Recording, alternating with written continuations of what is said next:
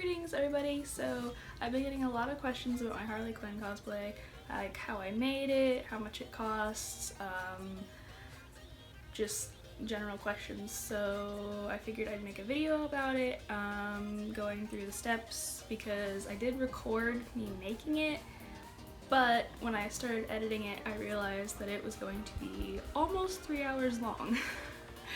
And this is not a Lord of the Rings film, so unfortunately I did not want to put everybody through that boring process. I will be putting in some footage from me making it, because I don't want it to go to waste. But yeah, let's just get into it. So the first thing I'm going to get into, which everybody has been asking me about, are my Harley Quinn shorts. Now, mine are not sparkly like hers, because I bought pre-made shorts off of eBay. I bought a red pair and a blue pair. I cut them into 2 pieces and I sewed them together.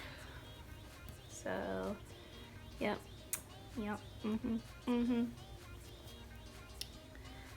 they're really super comfortable. I got each pair for about $1.30. They did ship from China. They are unbranded and stuff, so they did take a while to get here, but I'm super impressed with the quality. They're really nice to wear throughout the con. They aren't itchy. I will be upgrading these next year for PopCon. I'll get some like sparkly fabric and just put it on top, but I figured I'd go a little bit more easy on myself. So yep, that's the shorts. Okay, next is pretty much a big one, and that is the shirt. I did not buy this, I did make it. I could not find the correct shirt, which would be a 3/4 length sleeve, aka baseball tee. I couldn't find one of those that was pure white. They were all the wrong color, and I wanted to make this cosplay completely, so I didn't want to buy one from I didn't want to buy an unlicensed one from some seller. So I just searched white t-shirt on eBay, and I found this one, and it's so nice. I did cut it, so it did have maybe like 4 inches down here before I cut it, but it's so soft. I will try my best to link all of the shops that I bought these things from, because they're really nice.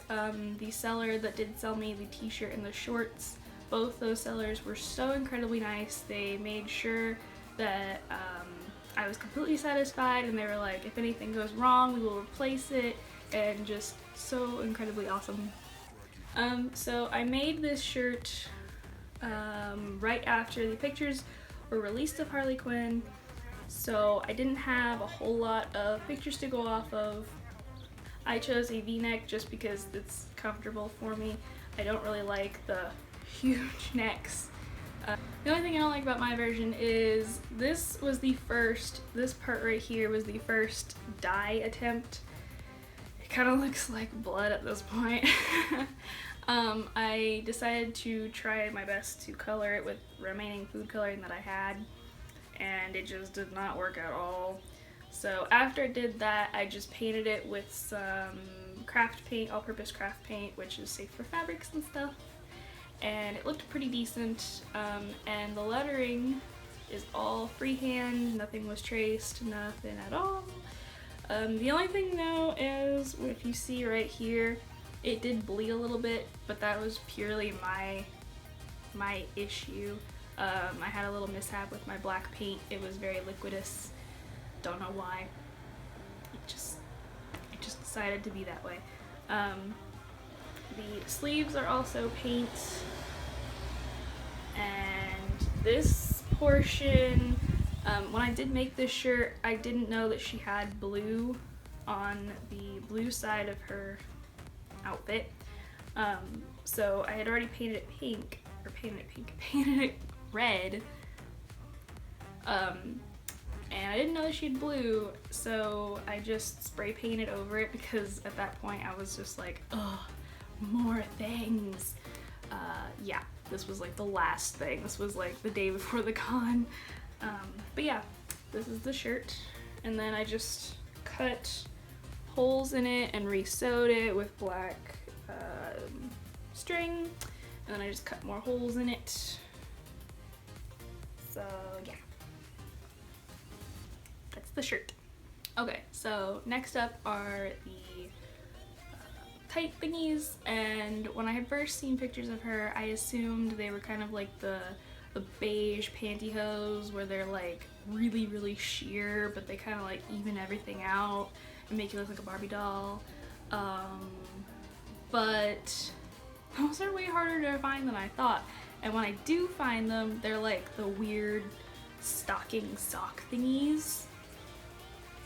It was a wild goose chase, but then after all that, I finally settled on the like, stick my arm in it, hang on. Finally settled on like these. They do have the sort of fishnet design, but it's so little that you can barely tell. But you see how like my hand is like, get it? But yeah, I just got these for around $4 at Walmart. That's where I normally get my tights and whatnot. Oh, here they are. I did make a couple holes, not a lot because I still wanted to use these for a couple other things before I ripped them to hell. And they're very hard to get used to. Fair warning for any cosplayers or new cosplayers that have never worn fishnets.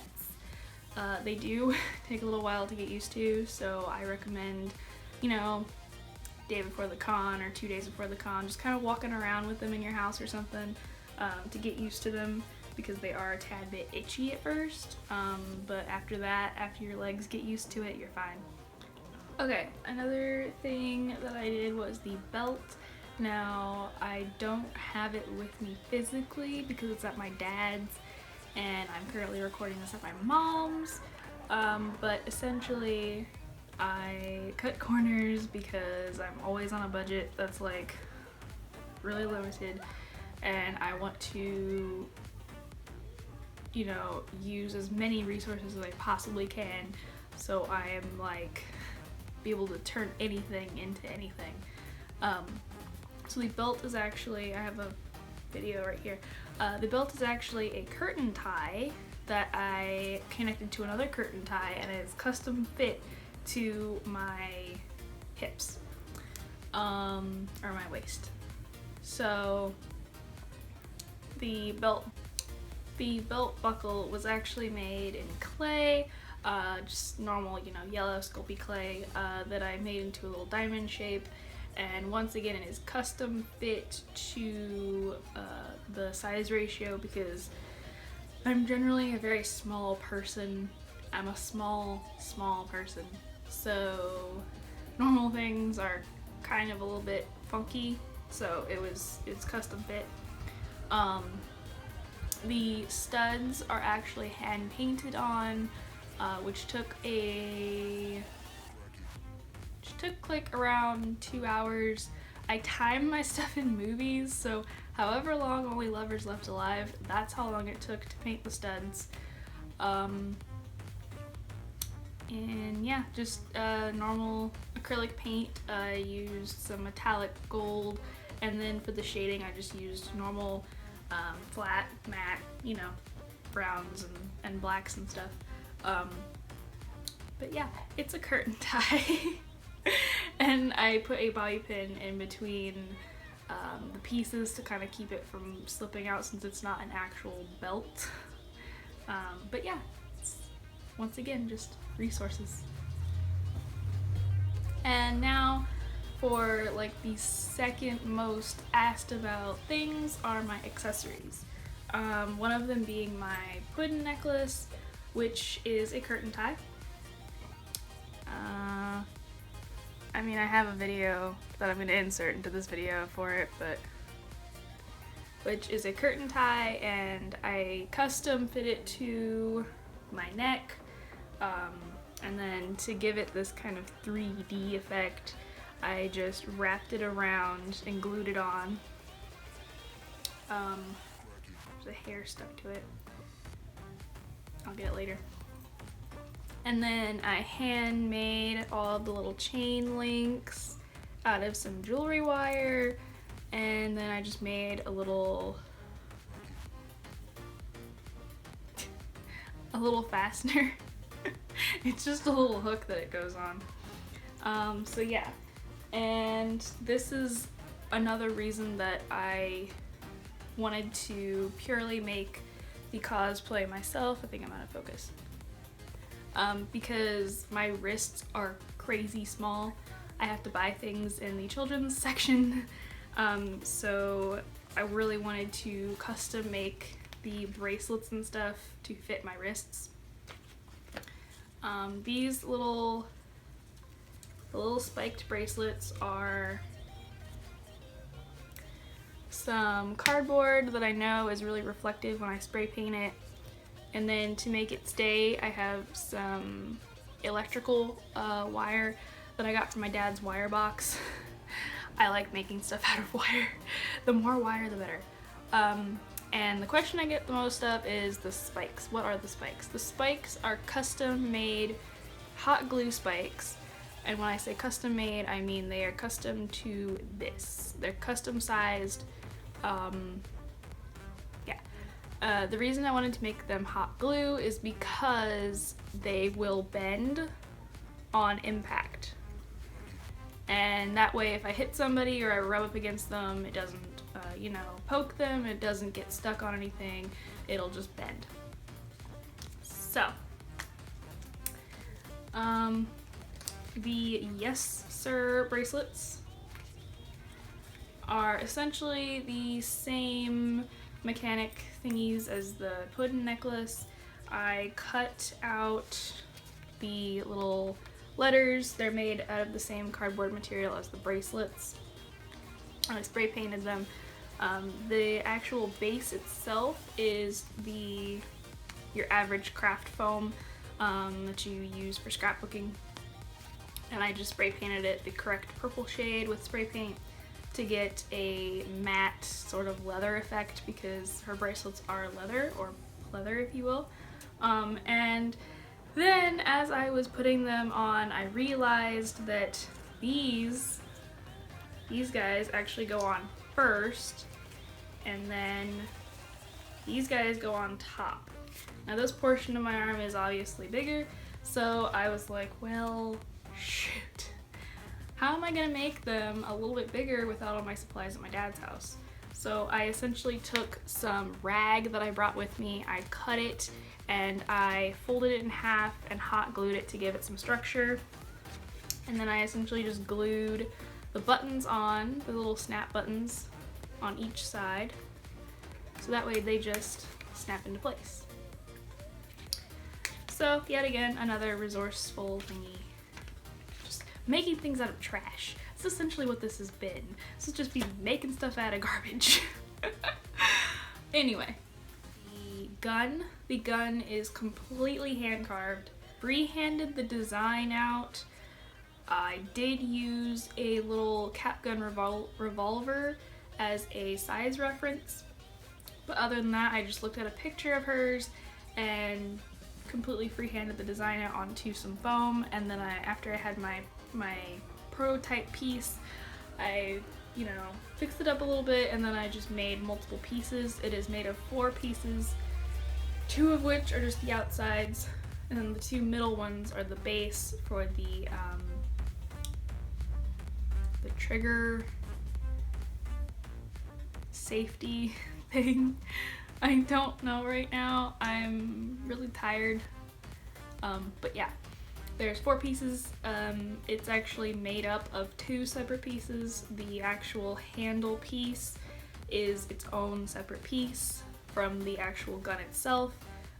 Originally, the barrel was able to pop out and I was able to put things in it, but there was a malfunction. Unfortunately, I'm not able to do that anymore with it. I had to make a completely new one. So this barrel, the current barrel, doesn't move, but next year I will have it fully operational for moving. I'll be able to spin it, I'll be able to put things in it, and all that jazz. So that's how I made the gun. It is covered in acrylic paint. The gold detailing is also acrylic paint. Yeah, that's pretty much it. Unfortunately, I don't have any video of me making the gun, specifically because that was about the time that I had just I was in full mode because it was cutting close to the con itself, and at that point I was out the window for the whole crafting thing. But you know, that's how it goes. That and I just forgot. But yeah, that's how I made the gun, and that's how I made the bat.